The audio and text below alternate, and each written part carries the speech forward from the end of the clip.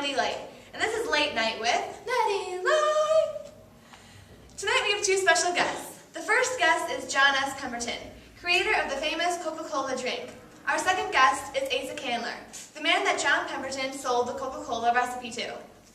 Have you ever realized the impact Coke has had on America's cultural history? Coca-Cola is by far the most widely known soda drink in the world. The creation of Coca-Cola was the first of many soda pop flavors to come. The Coca-Cola company also impacted the world of advertisement. It created a modern image of Santa Claus and created memorable commercials that would live throughout the ages. Our goal for this show is to inform you about the history of Coca-Cola and its impact on the world. Now let's introduce John Pemberton. Hi, John. Hi, how are you? I'm great. How are you? Fantastic. Let's start with this.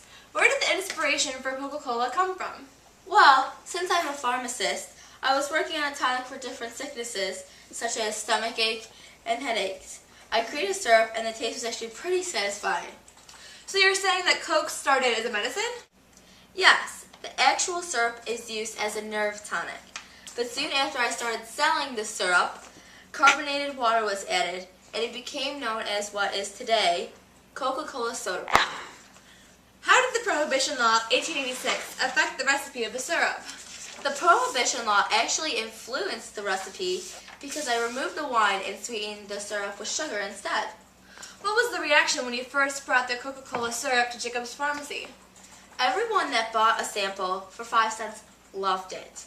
And like I said before, the positive response to the syrup led to the formation of Coca-Cola soda pop. Is it true that you sold the recipe for $1,000?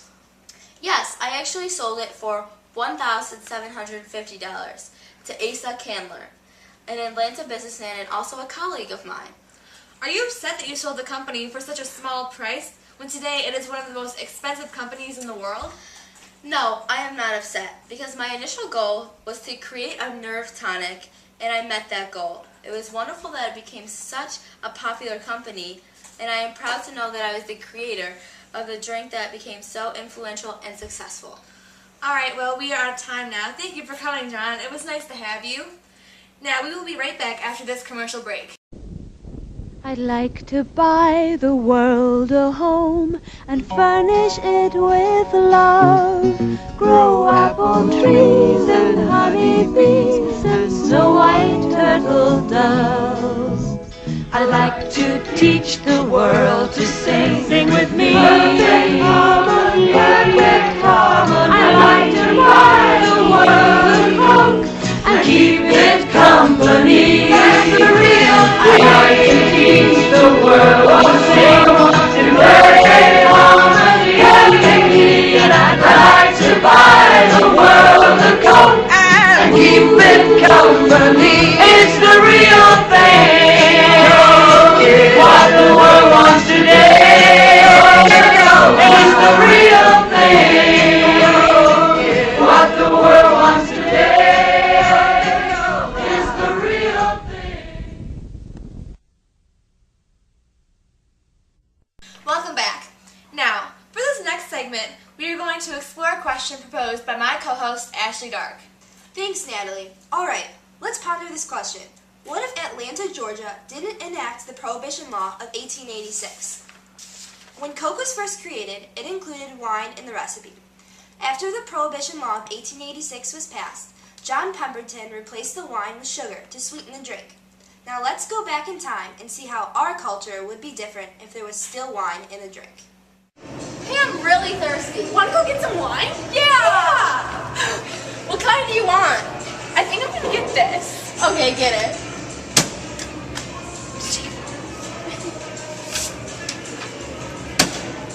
Nice choice.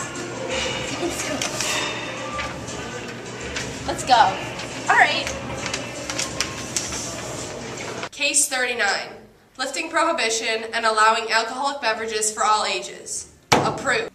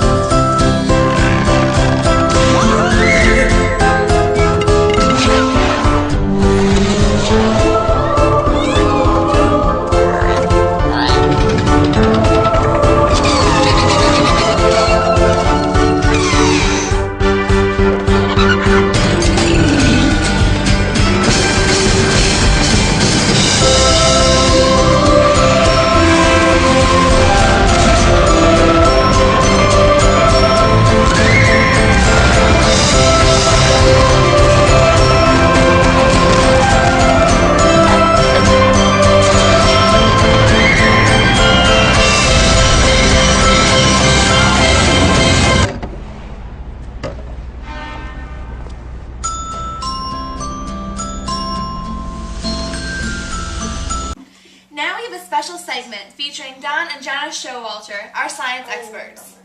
Thanks, Natalie. Now let's do our experiment with the product of the day, Diet Coke. Now let's watch the experiment. All right, step number 1. Take the cap off the Coke bottle.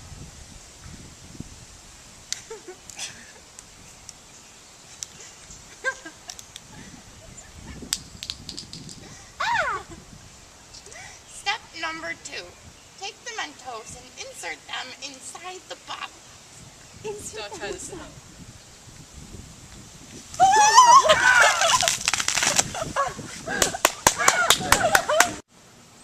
As you could see, the Mentos created millions of carbon dioxide bubbles that reacted with the Coca-Cola, creating the explosion. Now back to you, Natalie. This is our second guest, Asa Candler, the first president of the Coca-Cola Company. Under his leadership, the Coca-Cola Company increased by 4,000% within the first 10 years of his ownership. Asa, how much did you pay for the product when you first bought it from John Pemberton? I bought the Coca-Cola formula from John Pemberton for $2,300 before it became a major industry that it is today. What was a major factor in the success and growth of Coca-Cola? John and I both used advertising to market the product, transforming the invention into a business. We used an aggressive marketing strategy to promote our product. We wanted people to see the Coca-Cola brand everywhere. Well, it was definitely successful. What were some of the strategies you used to get people interested in your product? The soda's popularity led to a demand for it to be enjoyed in new ways. I gave away complimentary tastes of Coca-Cola and created products for distributing pharmacists bearing the Coca-Cola logo. Within 4 years of inheriting the company, we were able to expand the industry to build new syrup plants in Dallas, Chicago, and Los Angeles. I bet that helped mass produce the product. Speaking of that, how did you first produce Coca-Cola? We began selling the Coke throughout the U.S. and Canada. The company started selling syrup to independent bottling companies licensed to sell the drink. Even today, the Coca-Cola industry is organized based on this method. Well, that's all we have time for today. Thank you very much for joining us, Asa. It was so interesting to hear how you expanded the industry.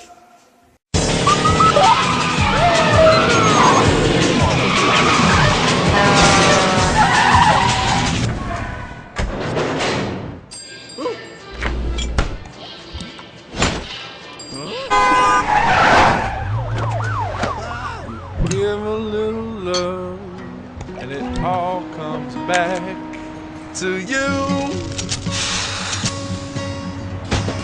You're gonna be remembered for the things that you say and do. You give a little love, and it all comes back to you. You're gonna be remembered for the things that you say and do. You give a little love and it all comes back to you. Well, that's all for today. But before we end, on behalf of Coke, we'd like to give everyone a free can of Coke.